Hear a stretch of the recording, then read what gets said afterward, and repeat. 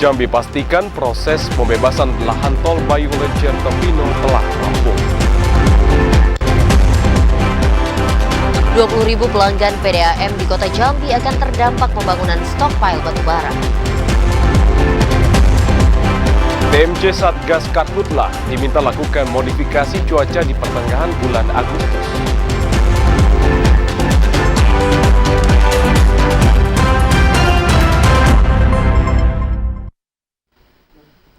Assalamualaikum warahmatullahi wabarakatuh. Senang sekali pemirsa, kami masih menjumpai Anda dalam program Jambi hari ini, edisi Sabtu 12 Agustus 2023. Dan selain 3 topik utama tadi, redaksi kami juga telah menyiapkan sejumlah informasi penting dan menarik lainnya untuk Anda. Bersama saya Dapot Silalahi. Dan saya Cynthia Permana, inilah Jambi hari ini selengkapnya.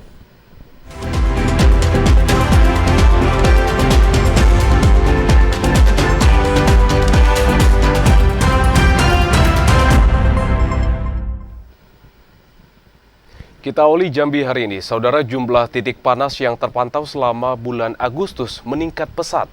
Dan puncak musim kemarau yang dipengaruhi El Nino membuat titik panas terus bermunculan.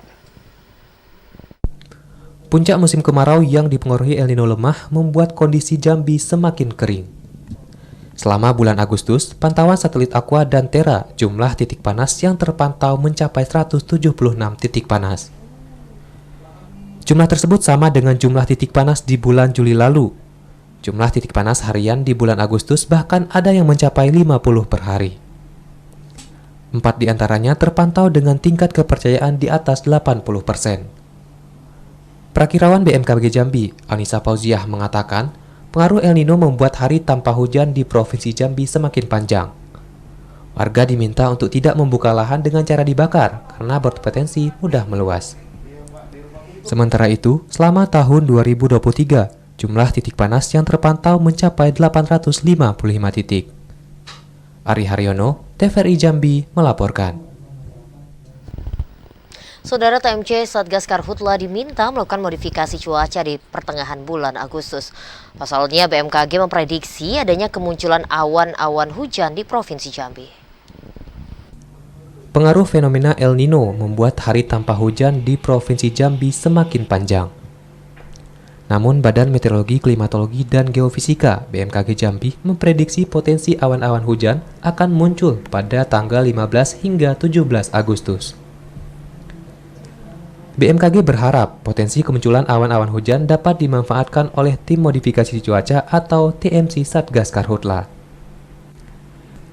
TMC diminta menebar garam di awan-awan tersebut agar mempercepat proses terjadinya hujan di dataran Sumatera termasuk Provinsi Jambi. Selain diharapkan dapat mempercepat hujan, modifikasi cuaca tersebut untuk mengurangi risiko kekeringan dan karhutla. Sementara itu, berdasarkan data dari BMKG Pusat, Provinsi Jambi merupakan salah satu dari 6 provinsi yang terdampak fenomena El Nino. Kekeringan diprediksi terjadi di Provinsi Jambi hingga akhir Oktober nanti. BMKG meminta masyarakat mempersiapkan diri mengantisipasi dampak kekeringan.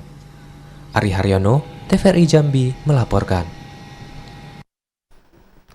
Meminimalisasi peningkatan kasus karhutla di tengah musim kemarau, Gubernur Jambi Al-Haris kembali menyuruhkan kampanye pencegahan karhutla melalui program pembukaan lahan tanpa bakar atau PLTB.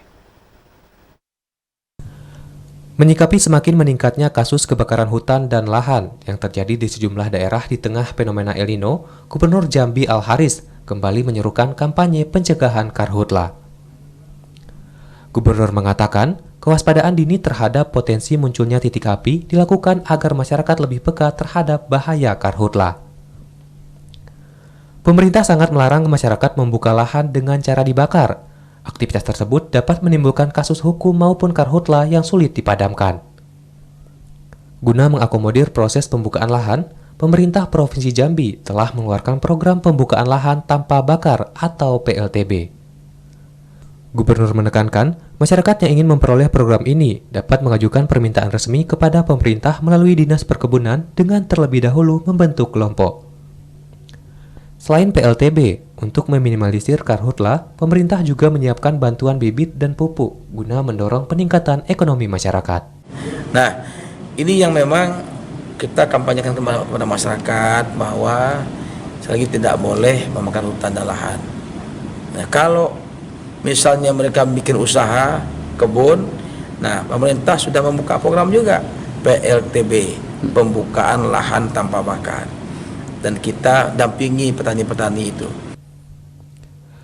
Berdasarkan data BPBD Provinsi Jambi, hingga 11 Agustus 2023, luas karhutla di Provinsi Jambi sudah mencapai 229 hektar dan tersebar di 8 daerah dari 11 kabupaten kota, terkecuali Kota Jambi, Kota Sungai Penuh, serta Kabupaten Kerinci. Randy Arta, TVRI Jambi melaporkan. Jajaran Polres Sarolangun akan menindak tegas setiap pelaku yang membakar hutan dan lahan sesuai dengan ketentuan serta hukum yang berlaku. Selain itu, perusahaan diminta untuk menyiapkan sarana dan prasarana karhutla. Memasuki musim kemarau tahun 2023, Kepolisian Resort Selangun akan menindak tegas para pelaku yang melakukan pembakaran hutan dan lahan sebagai upaya antisipasi dan penanggulangan bencana karhutla. Kapolres Sarolangun AKBP Iman Rahman menegaskan, meskipun pada prinsipnya pihaknya melakukan pencegahan, namun jika ditemukan masyarakat yang sengaja membuka lahan dengan cara membakar maupun pihak perusahaan yang memberi upah kepada warga untuk membakar lahan, maka dipastikan akan ada tindakan secara hukum melalui pembuktian formil dan material. Sejauh ini pihaknya terus melakukan upaya preventif agar masyarakat dan perusahaan tidak membakar lahan dan hutan. Untuk itu, masyarakat diimbau agar menghentikan kegiatan pembakaran lahan maupun hutan. Bagi yang melanggar, ya kita kenakan sanksi pidana sesuai dengan aturan yang berlaku di KUHP. Ya, himbau untuk mempunyai alat pemadam kebakaran. Itu lengkap, mulai dari mobil pemadam kebakaran, termasuk tim untuk memadamkan api. Ya, himbau juga wilayah perusahaan tersebut, masyarakatnya termasuk dalam kategori masyarakat peduli. Kepada seluruh lapisan masyarakat dan pihak perusahaan agar tidak melakukan pembakaran hutan dan lahan dengan alasan apapun karena dipastikan tindakan tersebut melanggar aturan. Jajaran Polres Sarolangun melalui Babin Kamtibmas akan terus mengedukasi masyarakat guna mencegah terjadinya karhutla. Edi Kusnadi, TVRI Jambi melaporkan. Direncanakan dapat beroperasi pada pertengahan 2024. Pemerintah Provinsi Jambi memastikan proses pembebasan lahan tol Bayung Lencir Tempino yang terkendala adanya fasilitas umum telah rampung. Pengerjaan jalan bebas hambatan Bayung Lencir Tempino yang merupakan kelanjutan pembangunan jalan tol Trans Sumatera terus berprogres ke arah yang positif. Gubernur Jambi Al-Haris mengungkapkan, proses pembebasan lahan proyek Seksi 3 sepanjang 15,4 km yang terhambat adanya fasilitas umum sudah rampung. Kesepakatan antar pihak yang dimotori tim percepatan pembebasan lahan bentukan pemerintah berhasil membangun solusi pembebasan lahan yang terkendala, seperti adanya musola, makam, serta madrasah ibtidaiyah. Kesepakatan pembebasan lahan di Desa Morosbapo, Kecamatan Mestong, Kabupaten Muaro Jambi menjadi landasan penting percepatan pembangunan jalan tol.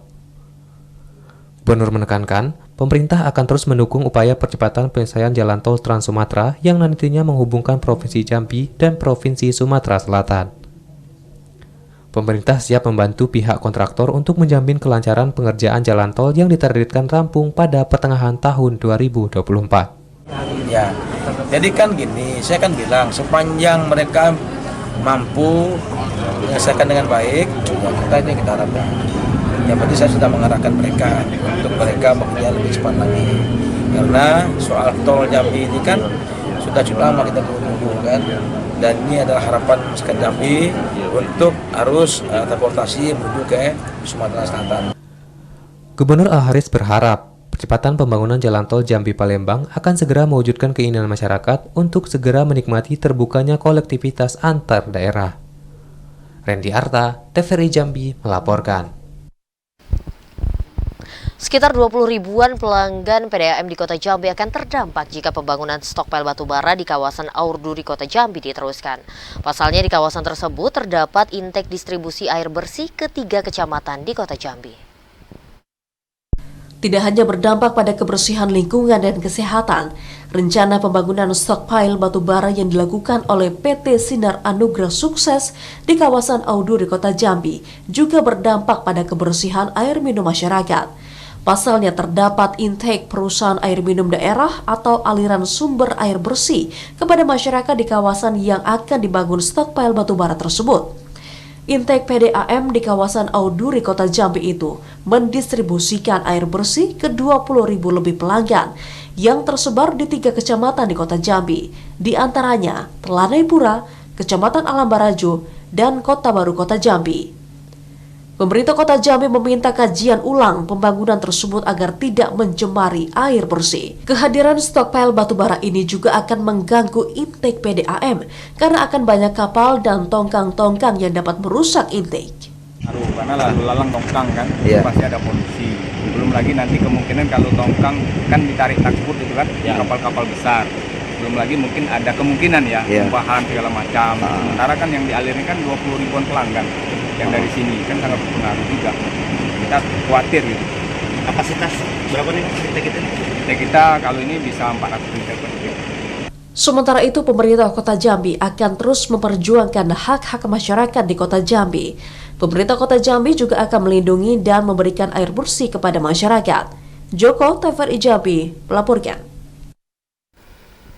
Pemirsa, tetaplah bersama Jambi hari ini karena kami masih akan kembali dengan sejumlah informasi penting dan menarik lainnya. Di antaranya, Kejaksaan Negeri Jambi memetakan persoalan dan memetakan beberapa wilayah rawan konflik jelang pemilu. Informasinya selengkapnya.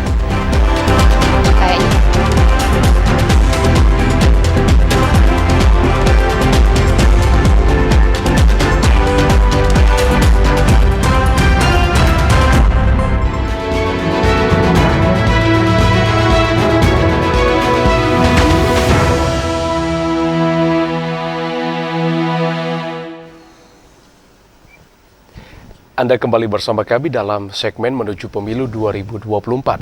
Saudara, guna meminimalisir terjadinya konflik saat penyelenggaraan pemilihan umum tahun 2024, Kejaksaan Negeri Jambi mengajak tim penyelenggara pemilu untuk segera memetakan persoalan dan juga memetakan beberapa wilayah rawan konflik di Provinsi Jambi. Kejaksaan Negeri Jambi mengajak tim penyelenggara pemilu untuk segera memetakan persoalan-permasalahan jelang pemilu 2024. Hal ini dilakukan guna meminimalisir sedini mungkin terjadinya konflik saat penyelenggaraan pemilihan umum. Kepala Kejari Jambi, Ingrat Wubun, mengatakan telah mengusulkan ke Bawaslu dan sejumlah penyelenggara pemilu untuk segera memetakan persoalan dan beberapa wilayah yang terindikasi berpotensi timbulnya permasalahan selama pemilu berlangsung. Dengan pemetaan ini, diharapkan dapat menjaga pemilu tetap berjalan aman dan nyaman, serta mempercepat indikasi permasalahan yang akan dihadapi. Reporting data kepada rapat Bawaslu Pusat yang diadakan di Kota Jambi di Hotel BW. Salah satunya memang yang kami masukkan itu, memberikan masukan kepada tim dari Kejaksaan Agung agar memetakan persoalan-persoalan pemilu, yaitu ada beberapa persoalan menyangkut kerawanan Kamtibmas. Karena pemilu ini kita laksanakan dengan serentak, tidak menutup kemungkinan itu tempat yang bertetangga satu sama lain ada potensi kerawanan, sehingga memang perlu dipikirkan. Kami sudah menyampaikan. Masyarakat dihimbau untuk menjaga keamanan dan kenyamanan selama proses pemilu berlangsung, serta menggunakan hak suara dan datang ke TPS terdekat untuk memilih pemimpin negara ke depannya. Ashar, TVRI Jambi, melaporkan. 2 TPS lokasi khusus berada di dalam lapas narkotika Sabah dengan 411 mata pilih. PPK dan PPS diminta aktif jika ada potensi daftar pemilih tambahan atau DPTB di dalam lapas.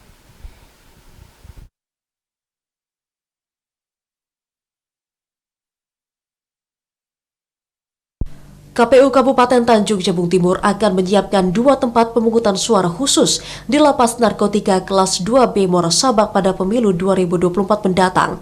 Berdasarkan data KPU, terdapat sekitar 411 pemilih potensial di lapas tersebut. Komisioner KPU Kabupaten Tanjung Jabung Timur Judianto mengatakan, kepastian terkait mengenai daftar pemilih tetap di lokasi itu tidak terlepas dari langkah KPU yang sudah menggelar tahapan coklit. Dengan demikian, para pemilih yang berada di lokasi khusus dapat menggunakan hak pilihnya pada saat pemilu berlangsung 14 Februari 2024 mendatang. Jika nantinya terdapat pemilih tambahan, pemilih tersebut akan masuk ke daftar pemilih tambahan dan harus pindah pemilih. Petugas di lapas harus terus berkoordinasi dengan PPK dan PPS setempat guna menerbitkan formulir A5 bagi petugas KPPS. Di lokasi khusus, kita punya 2 TPS di sana dengan jumlah pemilih itu 411. Untuk potensi DPTB, kita telah melakukan mapping terhadap jumlah pemilih di lapas terkait juga dengan petugas yang hari ini memang memiliki identitas itu di luar dari Kabupaten Tanjung Jabung Timur. KPU berharap pemilu di lapas nantinya dapat berjalan aman dan kondusif guna melindungi hak pilih para narapidana dan para petugas di dalam lapas. Kliva Patria, TVRI Jambi, melaporkan.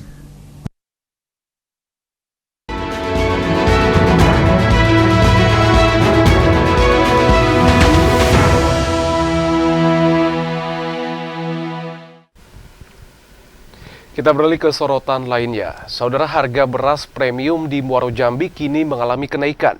Dan kenaikan harga sudah terjadi sejak 1 pekan lalu. Kenaikan harga mencapai Rp1.000 per kilogram. Harga beras di pasar tradisional Unit 1 Sungai Bahar, Kabupaten Muaro Jambi terus mengalami kenaikan. Kenaikan harga beras terjadi secara bertahap, yang sebelumnya dijual di harga Rp12.000, kini dijual di harga Rp13.000 per kilogramnya. Para pedagang tidak mengetahui penyebab dari kenaikan harga beras ini, karena tingginya harga telah terjadi di tingkat distributor. Kenaikan harga beras dinilai dapat memberatkan para pembeli dan juga mempengaruhi pendapatan para pedagang. Pedagang juga mengaku sudah lama tidak mendapatkan beras medium dari Bulog. Kekosongan beras medium tersebut sudah terjadi sejak bulan April tahun 2023. Azam Afnan, TVRI Jambi melaporkan. Sementara itu, saudara, harga getah karet di Kabupaten Batanghari saat ini kembali mengalami penurunan. Kondisi ini membuat petani mengeluh karena turunnya harga karet berdampak kepada pendapatan ekonomi petani.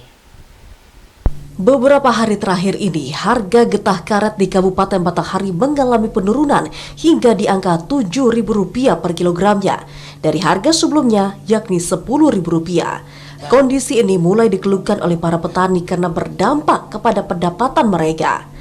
Salah seorang petani karet, Ismail, mengatakan, di tengah cuaca yang tak menentu seperti saat ini, sangat mempengaruhi hasil produksi getah karet. Untuk petani karet, pasti mengganggu, karena nyata karet itu tergantung pada cuaca. Kalau pas musim hujan, karetnya pasti basah dan tidak bisa dipotong. Itu positif. Kalau karet ini kan itu main mingguan nih, sekali nimbang ya, dapatlah sekitar 20 kilo. Meski demikian, petani tidak mengetahui penyebab pasti dari turunnya harga karet. Namun para petani berharap pemerintah dapat memperhatikan nasib para petani karet yang sampai dengan saat ini belum juga menikmati hasil dari produksi karet dengan harga yang tinggi. Adi Judiawan, TVRI Jambi melaporkan. Sebagai salah satu upaya menerapkan pola hidup sehat, Ketua TPPKK Provinsi Jambi menggelar senam pagi di Taman Anggrek Sri Sodewi. Kegiatan ini juga bertujuan untuk mempromosikan Taman Anggrek kepada masyarakat. Ketua Tim Penggerak Pemberdayaan dan Kesejahteraan Keluarga atau TPPKK Provinsi Jambi menggelar senam pagi di Taman Anggrek Sri Sodewi, Kota Jambi. Ini merupakan agenda rutin TPPKK Provinsi Jambi dalam mengajak masyarakat untuk menerapkan pola hidup sehat. Senam pagi yang digelar di Taman Anggrek Sri Sodewi bertujuan untuk mempromosikan Taman Anggrek kepada masyarakat. Selain itu, kegiatan ini juga sebagai salah satu upaya dalam pengembangan wisata dan menumbuhkan sadar wisata kepada masyarakat. Ketua TPPKK Provinsi Jambi Hesnidar Haris mengatakan, Taman Anggrek merupakan tempat wisata yang berada di pusat kota Jambi. Ini akan terus dikembangkan agar lebih baik dan memiliki daya tarik oleh masyarakat. Tak hanya sekedar tempat wisata bunga, Taman Anggrek Sri Sodewi juga bisa dijadikan lokasi pertemuan ataupun kegiatan-kegiatan lainnya. Senam bersamanya yang biasanya di kantor, kali ini kita laksanakan di kawasan sekitar Taman Anggrek Profesor Dr. Sri Sudewi. Nah, kenapa kita bawa ke sini? Agar orang tahu bahwa Taman Anggrek ini sudah kembali menarik lagi. Setelah dulu sempat jaya pada zamannya, maka kemarin sempat sedikit kurang menarik ya, mungkin karena keadaan anggaran dan lain-lain lah, banyak faktor. Sekarang kita bangkitkan lagi kejayaan ini, dan oleh karena itu perlu kita beritahukan dulu kepada teman-teman dekat di lingkungan pemerintah Provinsi Jambi. Tahun 2023 ini, Taman Anggrek Sri Sudewi telah direvitalisasi dengan penambahan 1.500 bunga anggrek dan tata kelola yang lebih baik lagi. Joko, TVRI Jambi melaporkan. Memiliki misi untuk memajukan kualitas pendidikan bagi suku anak dalam dapat menjadi inspirasi bagi semua orang. Para guru harus memiliki kesabaran dan keikhlasan hati dalam memberikan pembelajaran bagi anak-anak suku anak dalam yang masih dalam usia belajar. Kesabaran para guru yang ingin memberikan ilmu pengetahuan kepada anak-anak warga suku anak dalam patut diacungi jempol. Berkat para guru yang gigih dan tangguh tersebut, kini anak SAD sudah banyak yang mengetahui tulis, baca, dan menghitung. Bahkan mereka banyak yang sudah bisa bekerja di perusahaan. Seperti di SD Negeri 238 Nyogan, Sugandi, Kecamatan Mestong, Kabupaten Muaro Jambi, yang merupakan salah satu sekolah bagi anak-anak SAD. Demar Putri, salah seorang guru, mengatakan, mengajar anak SAD harus menggunakan hati, agar mereka tertarik untuk ikut belajar di sekolah. Bahkan para guru di sekolah tersebut harus mendatangi rumah siswa untuk mengajak mereka ke sekolah.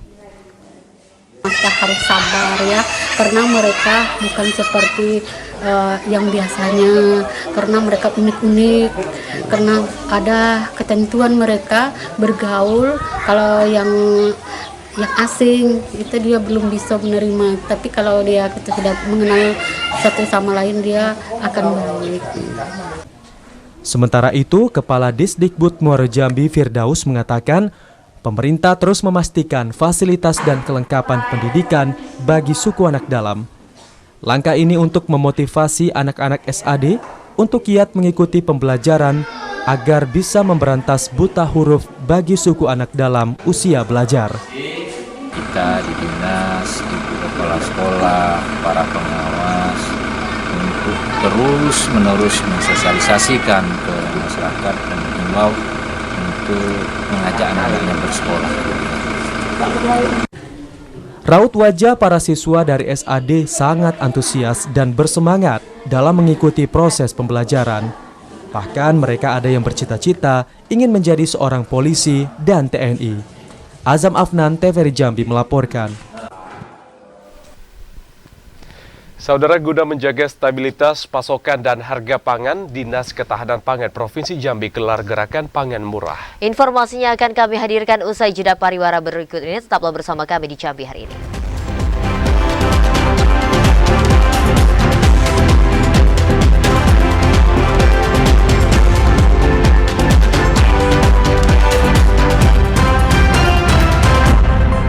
Terima kasih saudara, Anda kembali dalam segmen advertorial. Menjaga stabilitas pasokan dan harga pangan, Dinas Ketahanan Pangan Provinsi Jambi bekerja sama dengan Badan Pangan Nasional menggelar gerakan pangan murah di RT 12 Buluran Kenali, Kota Jambi. Salah satu upaya menekan laju inflasi di Provinsi Jambi, Dinas Ketahanan Pangan Provinsi Jambi bekerjasama dengan Badan Pangan Nasional menggelar gerakan pangan murah di RT 12 Buluran Kenali pada Sabtu pagi. Kepala Dinas Ketahanan Pangan Provinsi Jambi Ismet Wijaya mengatakan, selain untuk menekan laju inflasi di Provinsi Jambi, kegiatan ini juga dalam rangka memperingati HUT ke-78 Republik Indonesia. Selama bulan Agustus, gerakan pangan murah akan digelar di beberapa tempat di Kota Jambi. Pada hari ini dapat kita saksikan bersama, ini adalah kegiatan gerakan pangan murah yang dipelopori oleh Badan Pangan Nasional. Jadi gerakan ini adalah program nasional yang harus disukseskan sampai ke tingkat daerah, provinsi, kabupaten, kota. Jadi hari ini adalah implementasinya. Kita masih berada di RT 12 Kelurahan Buluran Kenali, Kecamatan Telanepura, Kota Jambi. Gerakan Pangan Murah ini merupakan program nasional untuk mengendalikan laju inflasi di daerah. Pelaksanaan Pangan Murah menyediakan berbagai bahan pangan pokok, mulai dari beras, telur, cabai, minyak goreng, bawang merah, bawang putih, gula pasir, daging beku, dan bahan pokok lainnya. Salah seorang pembeli, Ita, mengatakan pasar murah sangat membantu karena harga yang lebih murah dan terjangkau bila dibandingkan di pasar tradisional. Ketua RT 12 Buluran Kenali Nasir mengatakan pihaknya sangat mengapresiasi pemerintah provinsi yang telah menggelar gerakan pangan murah di RT 12 Buluran Kenali. Warga dari RT 12 Buluran Kenali sangat terbantu dengan adanya pasar murah karena di luaran di pasar harganya berbeda, sangat ringan, sangat terbantu dengan kami ibu-ibu ini. Harapan saya dan ibu-ibu semua yang di lingkungan di sini, semoga sesering mungkin dari Dinas Pertahanan Pangan untuk bantu ibu-ibu di sini, di mana aja, pokoknya Provinsi Jambi. Kami dari Kelurahan Buluran, khususnya RT 12, dengan kegiatan pasar murah ini sangat membantu sekali untuk bagi masyarakat. Samping harganya murah, dekat, dan sangat bermanfaat lagi bagi masyarakat.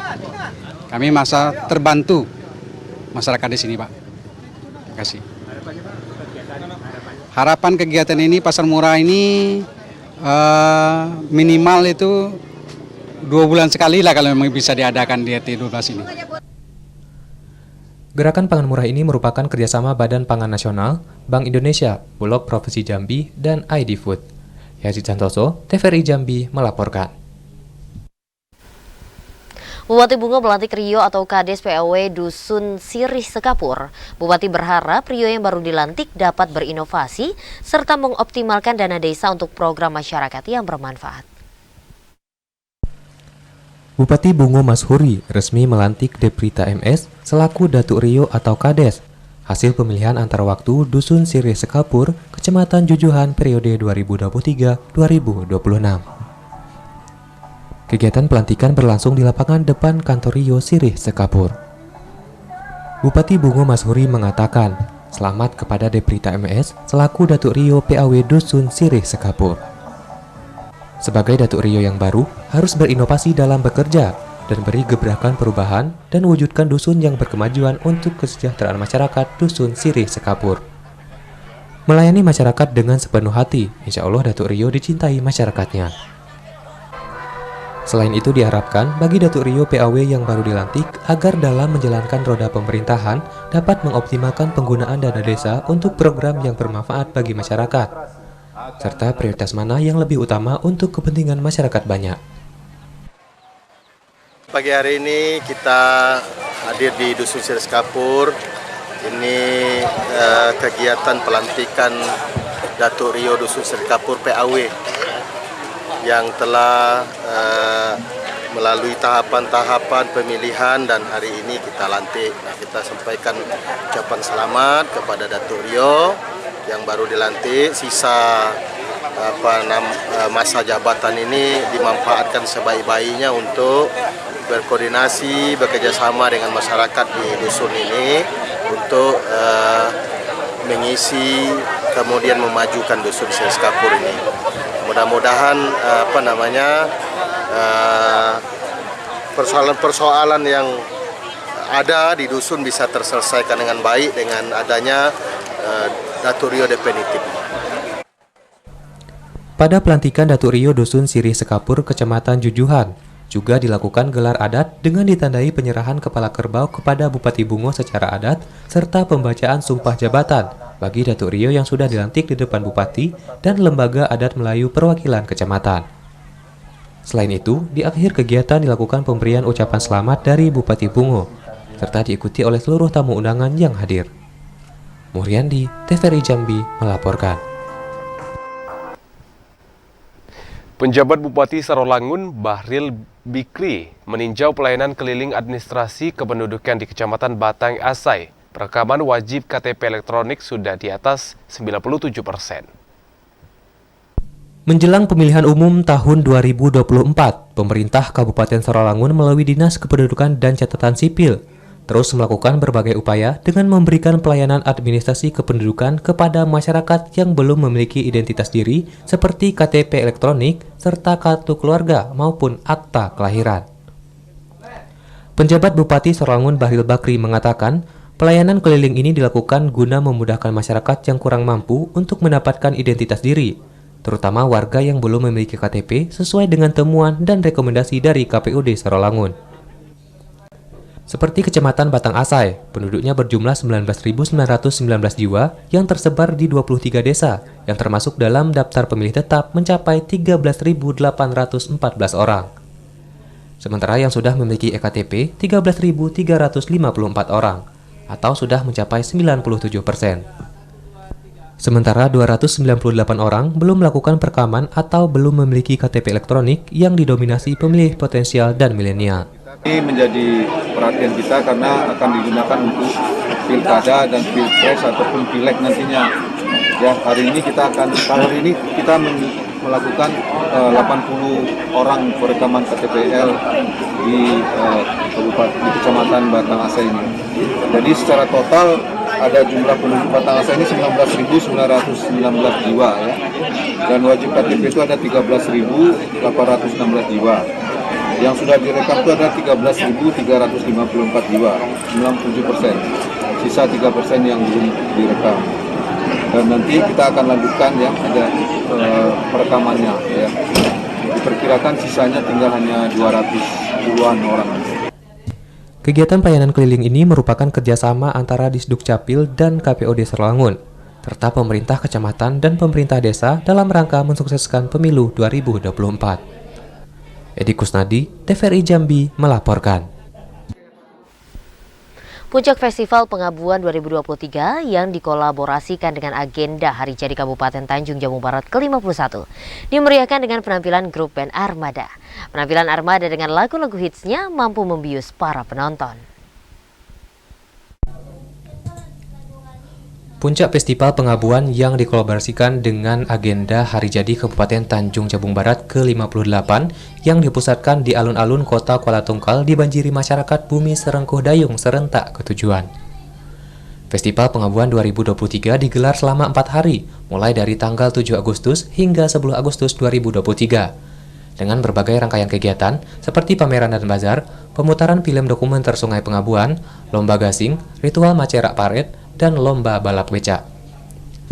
Bupati Tanjab Barat Anwar Sadat mengatakan, dengan Festival Pengabuan diharapkan mampu meningkatkan sektor pariwisata di Kabupaten Tanjab Barat. Wakil Bupati Tanjab Barat Hairan mengatakan, melalui kegiatan ini, pelaku dan penggiat budaya dan pariwisata dapat lebih berkarya dan berkreasi dalam mengangkat nama Kabupaten Tanjab Barat ke level nasional bahkan internasional. Rangkaian Festival Pengabuan dari Suwarna Bumi Matahari.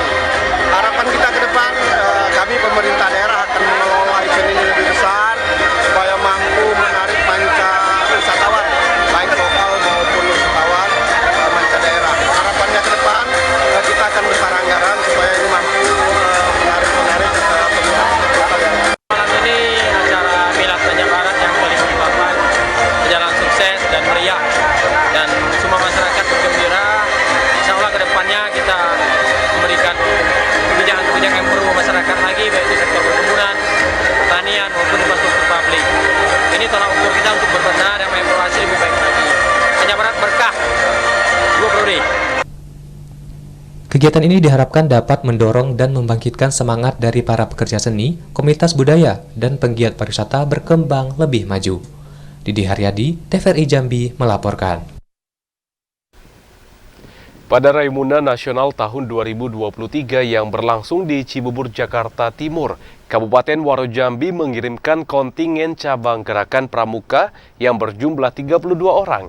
Peserta dilepas langsung oleh Ketua Harian Majelis Pembimbing Cabang Gerakan Pramuka Muaro Jambi, Budi Hartono. Sebanyak 32 orang peserta kontingen cabang Gerakan Pramuka Muaro Jambi dilepas untuk mengikuti Raimuna Nasional yang ke-12 tahun 2023 di Bumi Perkemahan dan Geraha Wisata Pramuka Cibubur, Jakarta Timur. Pelepasan seremonial ditandai dengan penyerahan bendera Gerakan Pramuka oleh Ketua Harian Majelis Pembimbing Cabang Gerakan Pramuka Maro Jambi Budi Hartono kepada Kuartir Cabang Gerakan Pramuka Maro Jambi Firdaus. Pelepasan ditandai dengan pemasangan jaket secara simbolis kepada dua peserta. Ketua Harian Majelis Pembimbing Cabang Gerakan Pramuka yang juga Sekda Maro Jambi Budi Hartono berpesan kepada para peserta untuk menjaga kesehatan, kekompakan, dan nama baik Kabupaten Maro Jambi pada pelaksanaan Raimunan Nasional. Sekda berharap melalui kegiatan nasional tersebut dapat menambah pengalaman dan pengetahuan kepada Gerakan Pramuka Maro Jambi. Adik-adik ini bisa memberikan yang terbaik, ikut kegiatan-kegiatan dengan baik. Kemudian juga yang tidak kalah penting adalah menjaga nama baik Gerakan Pramuka Maro Jambi di tingkat nasional. Itu yang saya tekankan tadi. Mudah-mudahan pendampingnya juga sudah ada, pembina juga ada mendampingi. Mudah-mudahan kegiatan ini dapat berjalan dengan baik dan lancar. Raimunan Nasional tahun ini akan berlangsung selama 8 hari, terhitung mulai tanggal 14 hingga 21 Agustus 2023 mendatang. Pada prosesi pelepasan yang berlangsung di kantor Bupati Maro Jambi pada Jumat siang juga turut dihadiri oleh orang tua peserta Raimunan Nasional yang mewakili Kabupaten Maro Jambi. Azam Afnan, TVRI Jambi melaporkan. Angka kemiskinan ekstrem di Kota Jambi mencapai 6.910 keluarga. Informasi selengkapnya akan kami hadirkan usai jeda, tetaplah bersama kami.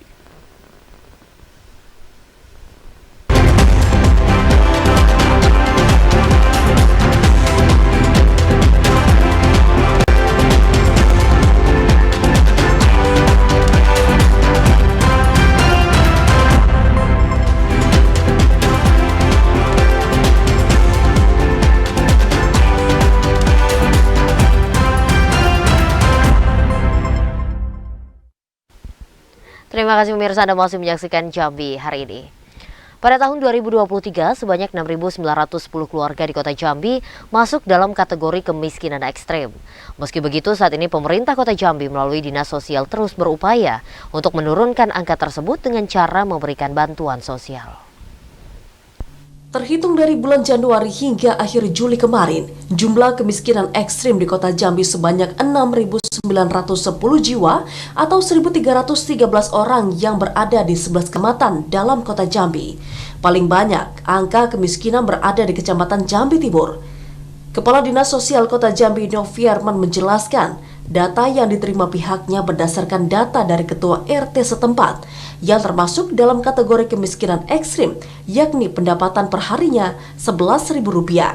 Meski begitu, hingga saat ini pemerintah Kota Jambi melalui Dinas Sosial terus berupaya menurunkan angka kemiskinan, salah satunya dengan cara membagikan sembako. Untuk kemiskinan ekstrim di Kota Jambi, jumlah datanya yaitu 6.910 keluarga. Ini tersebar di 11 kecamatan. Untuk data yang paling banyak yaitu dari Kecamatan Jambi Timur.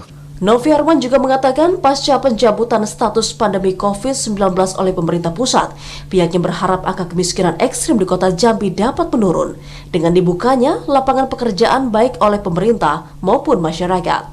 Yogi Ramadhani, TVRI Jambi melaporkan.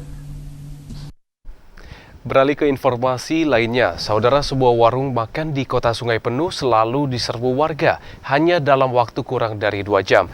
Larisnya warung tersebut lantaran pengunjung yang datang dapat makan dan minum jajanan lengkap dengan membayar hanya Rp2.000 saja. Warung makan murah meriah dengan nama Warung Berkah GJB di kawasan Lapangan Merdeka Kota Sungai Penuh didirikan oleh Nur Rusliah dan teman-temannya sejak 6 bulan lalu.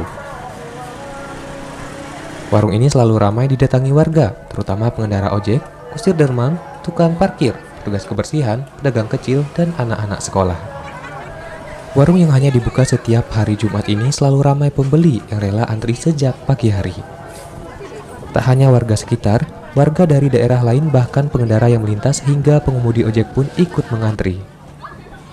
Untuk menghindari kebosanan, menu yang dihidangkan pun beragam, mulai dari nasi ayam goreng, nasi ayam kalio, nasi telur, hingga gado-gado.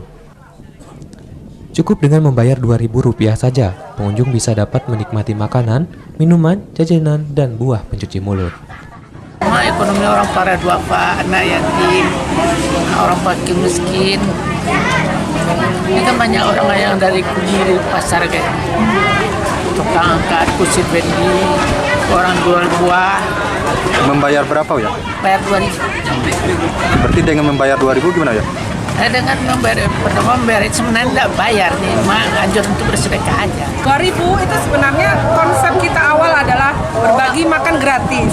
Tapi kadang orang segan untuk datang karena gratis nih bayar 2.000 aja, tidak terlalu mahal dan memang itu sebagai syarat istilahnya biar tidak segan untuk datang ke kami bahwa untuk makan di sini kami mengeluarkan uang loh walaupun cuma 2.000. Intinya sih dan mengajak bersedekah tadi Pak konsepnya. Jadi semoga kegiatan ini mohon doanya berkelanjutan terus istiqomah dan yang datang ini dari berbagai kalangan.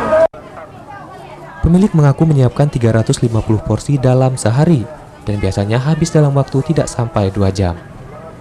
Dengan Rp2.000, pemilik warung mengaku bukan untuk makan gratis, namun mengajak kebaikan dari warga melalui gerakan Jumat Berkah. Warung ini juga menerima donasi maupun bantuan, sehingga diharapkan bisa membantu masyarakat yang lebih membutuhkan. Ilwan, TVRI Jambi melaporkan. Melestarikan tradisi dan kearifan lokal, ratusan warga Dusun Jumba dan dusun lainnya menggelar kegiatan ngacau danau atau lupa. Kegiatan ini berupa turun ke danau bersama-sama untuk menangkap ikan. Ratusan masyarakat Jumba dan warga dusun lainnya yang bersebelahan dengan dusun Jumba serta Babinsa dan Babin Kamtibnas turun ke danau yang berukuran 100 x 300 meter. Danau ini di tepi jalur jalan Kabupaten Dusun Jumba, Kecamatan Jujuhan, Kabupaten Bungo. Tradisi turun ke danau atau lupa dalam bahasa Dusun Jumba yakni menangkap ikan bersama-sama yang sudah dilepas bibitnya dari 2 tahun sebelumnya. Salah seorang warga Dusun Jumba Kulup mengatakan, pada hari ini warga Dusun Jumba serta warga dusun lainnya turun ke danau dalam rangka menggelar dan melestarikan tradisi turun-temurun yang selalu dilakukan oleh warga serta orang-orang tua terdahulu. Sehingga sampai saat ini tradisi dari leluhur ini akan terus dilakukan dan merupakan kearifan lokal di Kabupaten Bungo. Kegiatan turun beramai-ramai menangkap ikan dengan tidak dipungut biaya sepeser pun. Berapa banyak warga yang dapat ikan tersebut boleh dibawa pulang.